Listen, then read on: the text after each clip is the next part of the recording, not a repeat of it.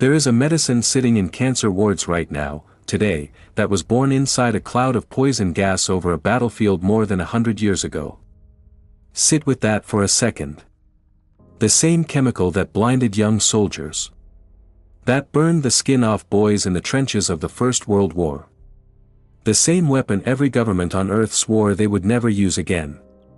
That exact chemical is the reason somebody you love may have walked out of a hospital alive. I know how that sounds. When I first came across it, I didn't believe it either. I thought it was one of those stories that grows in the telling.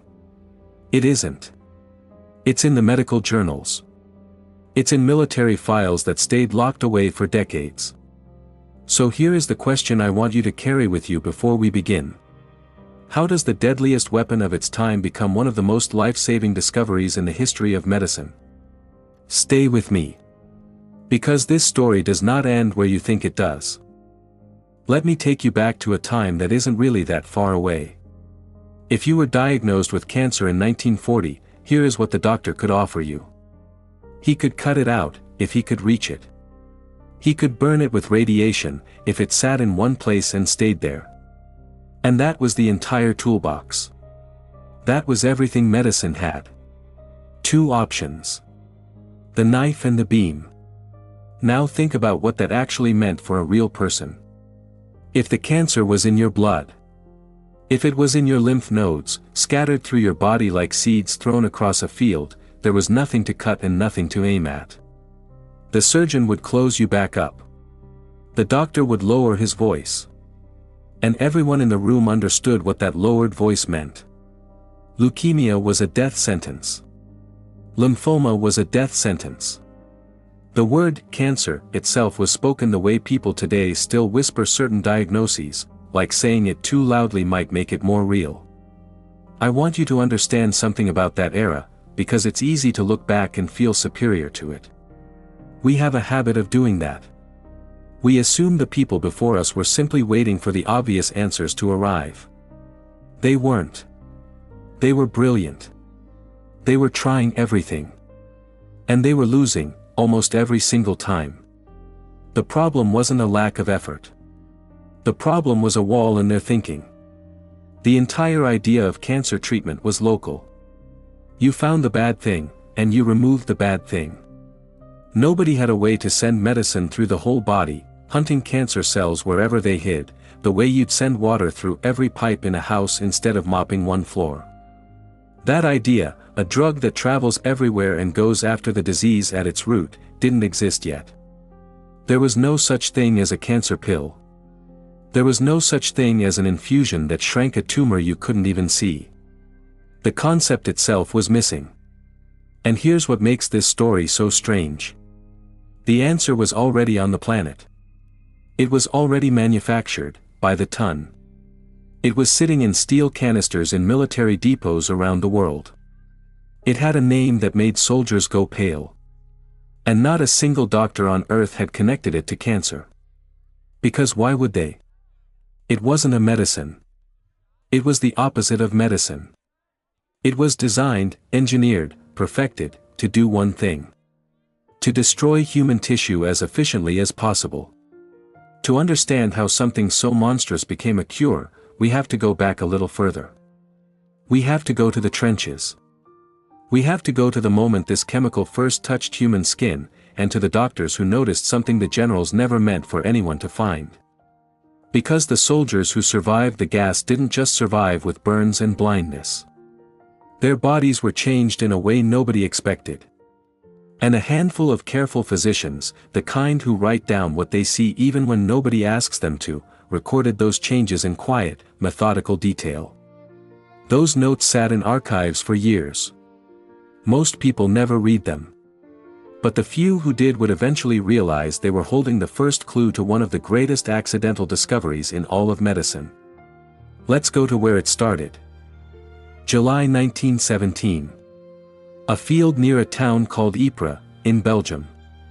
The soldiers in those trenches had already seen things no human being should see. They had survived chlorine. They had survived phosgene. They had learned to trust the strange new masks they carried, to pull them on the moment the alarm went up. They thought they understood what gas was. Then something different drifted across the field that night. It didn't choke them right away. There was no immediate panic. Some men described a faint smell, like garlic or mustard, almost ordinary. A few of them barely reacted. They kept their masks off. Why rush, when nothing seemed to be happening? That was the cruelty of it. The thing that made this weapon so feared was that it lied to you. It gave you time to believe you were safe. Hours later, the men began to suffer. Their skin blistered where the vapor had touched it, even through cloth. Their eyes swelled shut. And the ones who had breathed it in felt their lungs start to fail from the inside. The masks hadn't been enough, because this weapon didn't need to be inhaled to ruin a body. It attacked everything it touched. The soldiers gave it a name that stuck. They called it mustard gas. I'm not going to walk you through the worst of what those men endured. You don't need the details to feel the weight of it, and honoring them means not turning their suffering into spectacle. What matters for our story is what the doctors saw when they tried to treat the survivors. Because that is where everything turns. Field physicians began to notice a pattern that had nothing to do with the burns. Men who had been gassed, men who lived long enough to reach a hospital bed, were dying of something else entirely. Their blood was wrong. When the doctors looked closely, they found that a specific part of the body had been hit harder than anything else. The bone marrow. The lymph nodes. The places where the body manufactures its white blood cells. Think about what that means. The soldiers' white cell counts collapsed. The factories inside their bones, the ones that should have been churning out the cells that fight infection, had gone quiet. Something in that chemical had reached deep inside them and shut down the fastest growing tissue in the human body. Now, at the time, this was just one more horror in a war full of them. A tragedy to be recorded and grieved. Nobody in that field hospital was thinking about cancer. They were thinking about keeping men alive through the night. But here is the quiet thread that runs through this whole story. Somebody wrote it down. Somebody noted that this particular poison had a particular appetite. It went after cells that divide quickly. It found them, and it killed them, faster than anything else. And that detail, almost meaningless in 1917, was the entire secret. Because what is cancer, at its core? Cancer is cells that divide too fast. Cells that grow when they should stop. Cells multiplying out of control, the way that bone marrow normally multiplies, except cancer never knows when to quit. Picture a gardener with a poison so strong it kills the fastest growing weeds in the yard before it touches anything else. In 1917, that poison was loose on a battlefield, killing the fastest growing cells in healthy young men. It would take another generation, and another war, before anyone realized that same appetite could be aimed at a disease instead of a soldier. The clue was there. It had been written into the medical record in the middle of a war that killed millions. And then, like so much from that war, it was filed away and nearly forgotten. The men who survived the gas carried its mark in their blood for the rest of their lives. They never knew that their suffering had left behind a piece of information. A single observation, sitting patiently in the literature, waiting for the right pair of eyes. Those eyes were coming. But they wouldn't arrive in a hospital. They would arrive in a laboratory, behind a locked door, under a war that hadn't even started yet. Now the world goes quiet for a while. The first war ends.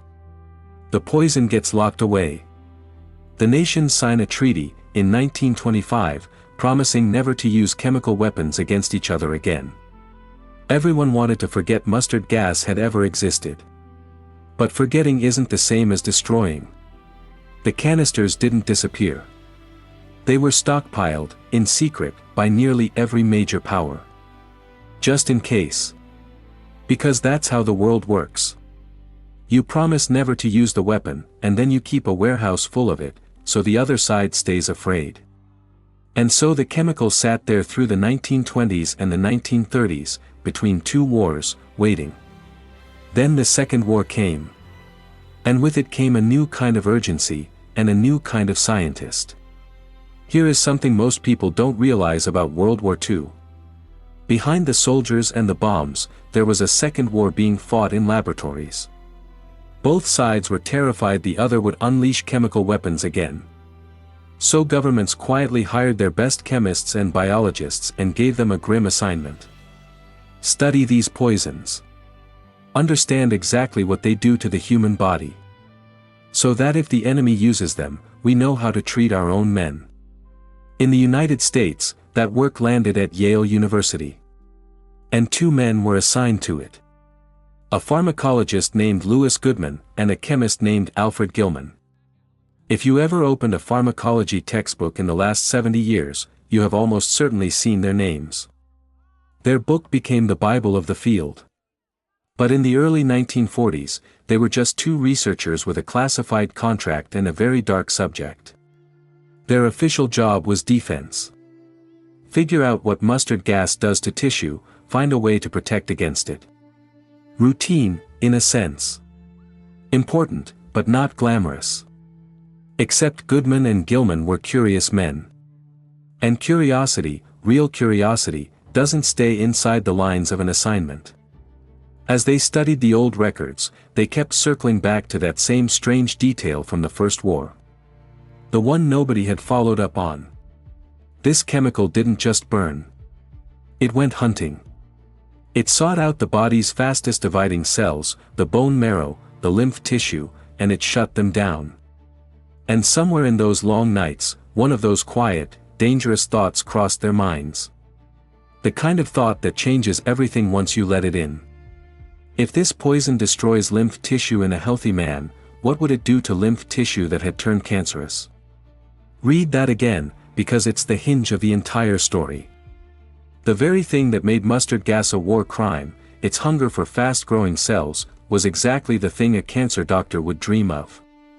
They had spent a generation cursing this chemical for what it did to the human body. And now 2 scientists were quietly asking whether that same destruction could be pointed in a useful direction. It's a strange thing about discovery. Sometimes the answer isn't found. It's reframed. The facts don't change. What changes is the question you ask of them. For 25 years, the medical world looked at mustard gas and saw only a weapon. Goodman and Gilman looked at the same weapon and saw, for the first time, the faint outline of a drug. But a thought is not a treatment. You cannot give a war gas to a dying patient on a hunch. They needed proof. They needed to test it, carefully, on living tissue, before they would ever dare bring it near a human being. So they did what scientists do. They started small. They took mice. And they gave those mice the very same lymphoma that was killing people in hospitals across the country. What happened next would either bury the idea forever, or open a door that medicine had been searching for since the beginning. The mice changed everything. Goodman and Gilman took animals riddled with lymphoma, tumors swelling their tissue, and they gave them a carefully measured dose of a cousin of mustard gas. A version refined in the lab, called nitrogen mustard. Then they waited. The tumors shrank. Not slightly. Dramatically. Masses that had been growing unchecked began to melt away.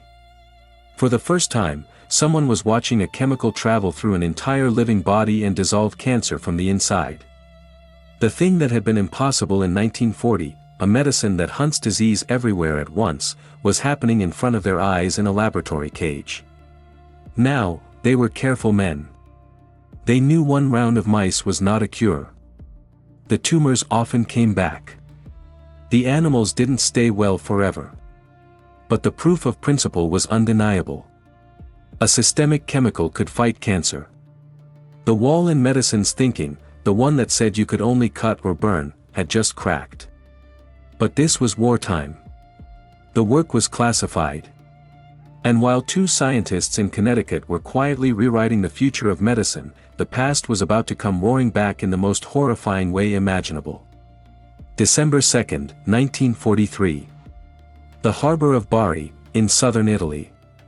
The Allies had taken the port, and it was packed, ship after ship loaded with supplies for the war. One of those ships, an American vessel, carried a secret in its hold. Mustard gas. Thousands of bombs of it, shipped over in case the Germans broke the treaty first. Almost nobody in Bari knew it was there. That was the point. It was supposed to stay hidden. That night, German bombers came out of the dark sky and hit the harbor. Ship after ship caught fire and exploded. And the vessel carrying the secret cargo was torn open, spilling its contents into the water and the air over a city full of soldiers and civilians. What followed was a nightmare. Men pulled from the burning, oil-soaked water were wrapped in blankets and told to wait. Nobody knew they were coated in a war gas. The secret was so tightly kept that even the doctors treating the survivors had no idea what they were dealing with. People who might have been saved were not, because the truth was locked behind a classification stamp. Hundreds were exposed. Many died. It was one of the worst chemical accidents of the entire war, and for a long time it was buried, the way uncomfortable things get buried. But into that tragedy walked a man named Stuart Alexander. A young American medical officer, sent to figure out what had happened to all these dying men. And Alexander was the right kind of doctor. The kind who refuses to accept "we don't know" as an answer. The kind who writes everything down. He examined the victims. He took samples. And as he studied the survivors and the dead, he found the same fingerprint that field doctors had noticed a quarter century earlier in the trenches. The white blood cells. The bone marrow. Collapsed. Wiped out by something that had gone straight for the body's fastest growing tissue. Alexander didn't just record it and move on. He understood he was looking at something important.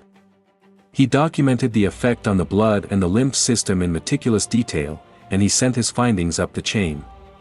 Two separate roads, the secret lab experiments at Yale and the disaster at Bari, were now pointing at the exact same conclusion from opposite directions. One built carefully in a laboratory. The other written in the blood of men who never agreed to teach the world anything. The evidence was overwhelming now. This chemical did something to cancerous tissue that nothing else on Earth could do. There was only one question left. The hardest one. The one no animal study could ever answer. Would it work on a human being? Every breakthrough has a moment where the theory has to step out of the safety of the laboratory and into a hospital room, where a real person is lying in a real bed, running out of time. For this story, that moment came in 1942 and 1943, and the patient is known to history by his initials. J.D. He was a factory worker. He had advanced lymphosarcoma, a brutal cancer of the lymph system. By the time the doctors at Yale considered him for what they were about to try, he was beyond help by any normal standard. The tumors had spread. His face and neck were so swollen that he could barely swallow, barely turn his head. He could not lie down without choking. He was, in the language doctors use when they've run out of options, terminal. I want you to sit in that room for a moment. Because it's easy to talk about medical history as a series of clean victories. It wasn't clean. There was a man in that bed who was dying, and there was a small group of physicians holding a syringe of something derived from a war gas, with no certainty whatsoever that it would help and every reason to fear it might hurt. Nobody had ever deliberately given this to a human to treat cancer. There was no dosing guide. No precedent.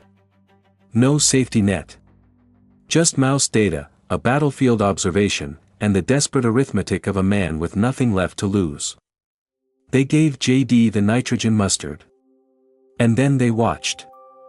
What happened next is the reason we are having this conversation. Within days, the tumors began to recede. The terrible swelling in his neck went down. He could swallow again. He could turn his head. He could lie flat and sleep, something he had not been able to do for weeks. The masses that had been suffocating him quite literally shrank away. For the first time in the history of medicine, a drug had pushed a widespread, inoperable cancer into retreat. I need to be honest with you about what came next, because this story has never been a fairy tale, and the men who lived it never pretended otherwise. The remission did not last.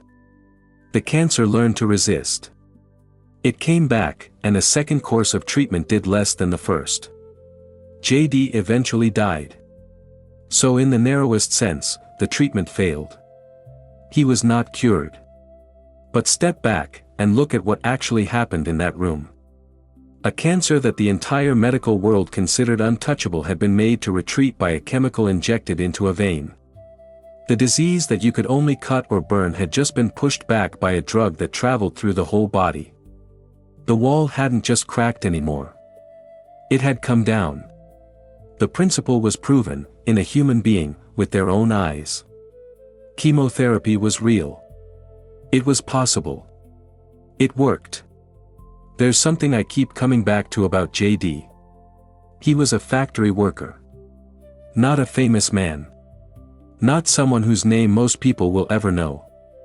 He agreed to be the first, in a moment of pure desperation, and his body became the proof that opened a door for millions of people who came after him. Every person alive today because of chemotherapy is, in a sense, standing on what happened in that bed. The work, of course, was still secret. It was wartime, and the connection to chemical weapons made it sensitive. The results from those first patients sat in classified files. The world would not learn what had been discovered until the war was over and the men who ran the project were finally allowed to speak.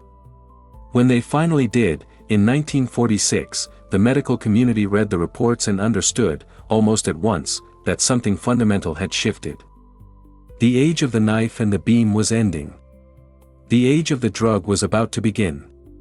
And it had begun in the most unlikely place imaginable. 1947, the war is over. The files are unsealed. And the story that had been hidden behind classification stamps finally reaches the medical world. Goodman, Gilman, and their colleagues published what they had found. And I want you to imagine being a doctor in 1946, opening that journal. For your entire career, you had told families there was nothing more you could do once cancer spread. You had watched people die that you could not reach. And now, here was a paper telling you that a chemical, injected into the blood, had made inoperable tumors shrink. It must have felt like the ground moving under their feet. The reaction was not universal celebration, though. And this is a part of the story I find deeply human. A lot of doctors didn't want to believe it. Some were horrified by the idea of putting a poison into a sick person on purpose. Others had spent decades believing cancer could only be cut out or burned, and a belief held that lung does not surrender easily. There were respected physicians who called the whole approach reckless.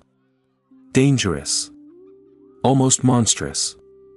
And in fairness to them, it was dangerous. The early drugs were brutal. The doses were a guessing game. Patients suffered real side effects, because a chemical that kills fast-growing cancer cells also damages other fast-growing tissue in the body. Hair. The lining of the gut. The very bone marrow it had first been noticed attacking on a battlefield. The cure came with a heavy price, and everyone knew it. But here is the thing about a door that has been opened. You cannot close it again. Because now scientists knew something they hadn't known before. They knew it was possible. And once you know a thing is possible, the question stops being, can it be done, and becomes, how do we do it better? That single shift unleashed one of the great waves of medical research in human history. If nitrogen mustard worked by damaging the DNA of dividing cells, then chemists could ask a better question.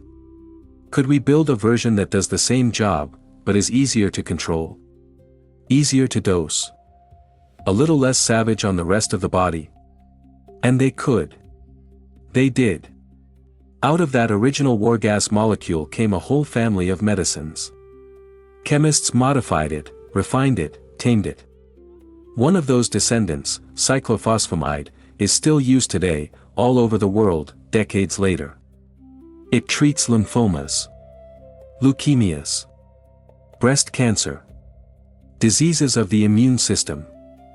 Millions of people have received it, and most of them have no idea that its great-grandfather was a weapon banned by international treaty. Think about that lineage for a second. A poison engineered to kill soldiers in a trench, studied in a secret lab, proven in a dying factory worker, and then carefully, patiently bred over generations into gentler and gentler medicines, until its descendants sit on the shelves of every cancer center on Earth. That is not a straight line. That is one of the strangest journeys any substance has ever taken. From the worst thing humans ever made, to one of the most healing. And it started a way of thinking that we now take completely for granted. The idea that you can attack a disease with a designed molecule. The idea of a drug that hunts. Before the mustards, that concept barely existed for cancer. After them, it became the foundation of an entire field. Oncology, as a medical specialty, was essentially born here. The first dedicated cancer drug programs, the first chemotherapy wards, the whole structure of modern cancer treatment, traces its roots back to this discovery. A factory worker's last weeks. A young officer's careful notes after a disaster at sea. Two curious scientists who asked a forbidden question. None of them set out to start a revolution. But that is exactly what they did. And the revolution was only beginning. Because the next thing that happened took this idea and aimed it at the one patient that breaks every heart in the room. In the 1940s, there was one form of cancer that doctors dreaded above almost all others. Acute leukemia in children.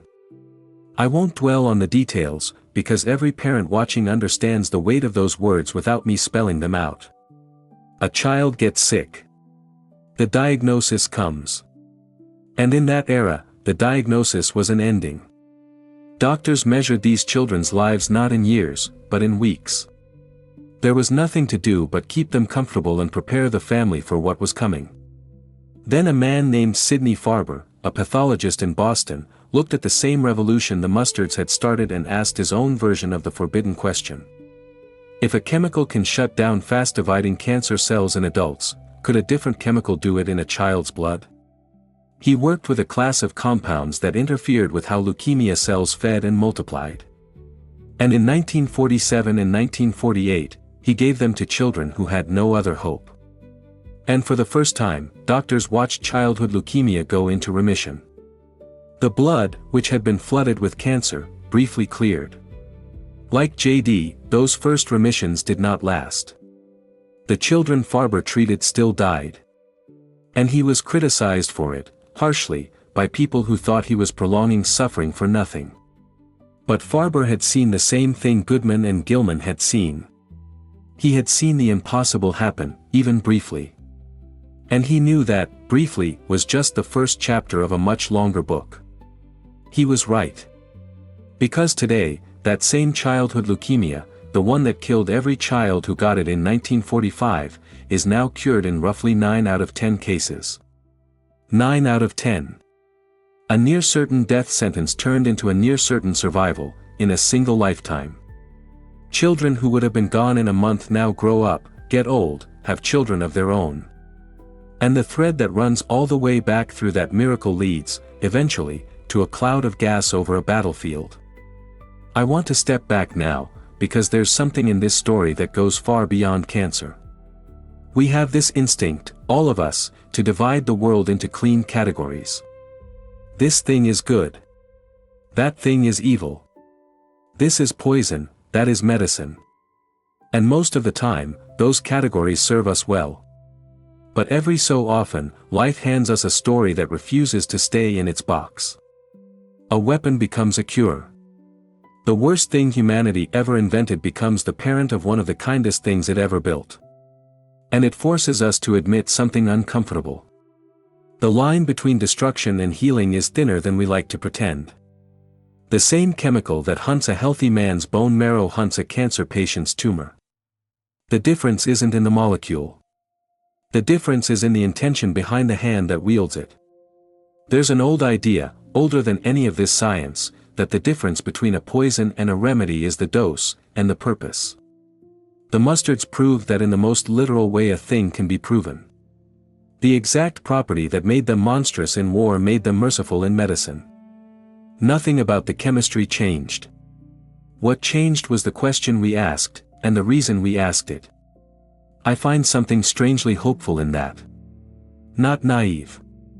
Not tidy, but hopeful. Because it means that even the darkest things we make, even our worst mistakes, even the horrors we'd give anything to undo, are not necessarily the end of their own story. Sometimes, in the hands of someone curious enough and stubborn enough to look closer, the wreckage of one generation becomes the foundation of the next generation's salvation. The soldiers in those trenches never knew. The victims at Bari never knew. JD never knew how many millions would follow him. They were just living their lives, and suffering, and dying, inside a story far too large for any one of them to see. But we can see it. We're standing at the end of it, looking back. And from here, the whole shape of it finally comes into view. If you're still here with me, at the end of this long story, I want to take a moment to say something directly to you. Subscribe to the channel. Come back and spend time with us. This is what we do here. We take the strange, true, forgotten stories of medicine and history, the ones that don't fit on a bumper sticker, and we sit with them long enough to actually understand them. If that's the kind of thing you've been looking for, you've found your place. So subscribe, and stay close. And I mean that, because I think the people who make it this far into a video like this are a particular kind of person. You're someone who's lived long enough to know that the real stories are never simple. You've watched things in your own life turn out to be more complicated than they first appeared. You've seen good come out of bad, and bad come out of good, and you've stopped expecting the world to be neat about it. This story was for you. Now let me bring us home, because there's one last turn to make. I told you at the beginning that this story doesn't end where you think. And here is what I meant. We tend to remember discovery as the work of geniuses in a flash of insight. The lone brilliant mind. The eureka moment. But that is not how this happened. This discovery was not made by one person. It was assembled, slowly, painfully, across 30 years and 2 world wars, out of pieces that no single person ever held all at once. A field doctor in 1917, scribbling a note about a soldier's blood. He never knew what his note would become. 2 scientists in a locked lab, following a thought they weren't even assigned to follow. A medical officer at Bari, refusing to let a tragedy go unexamined. A dying factory worker who said yes. A pathologist in Boston who endured being called cruel so that children he would never meet could live. Not one of them saw the whole picture. Each of them held a single thread. And the cure only exists because, across decades, those threads happen to be picked up, again and again, by people stubborn enough not to look away. That's the part that stays with me. Because it means the breakthroughs that change everything are rarely loud.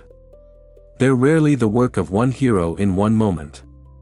They're built quietly, by ordinary people doing careful work, often without ever knowing what their small contribution will eventually become. And that has something to say to every one of us about the work we do, and the notes we leave behind, in our own ordinary lives. So let me leave you where this began. In a cloud of gas, over a field, more than 100 years ago. The men who stood in it could not have imagined any of what came after. They felt only the burning, and the fear, and the certainty that nothing good could ever come from what was happening to them. And in their lifetime, nothing good did. They died, or they survived and carried the damage, and the world moved on and tried to forget. But the world didn't get to decide what their suffering meant. Not entirely. Because a few people kept looking. And what those soldiers endured became a piece of knowledge. And that knowledge became a question. And that question became a treatment. And that treatment became an entire field of medicine that has now reached, in one form or another, almost every family on Earth.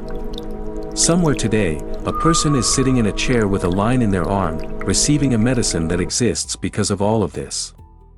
They may be afraid. They may be tired. They are almost certainly not thinking about a battlefield in Belgium, or a harbor in Italy, or a factory worker named only by his initials. They don't need to. The story carries them whether they know it or not. And maybe that's the quiet truth underneath all of this. The things that happen to us are not always the end of what those things will mean. We rarely get to see the whole arc.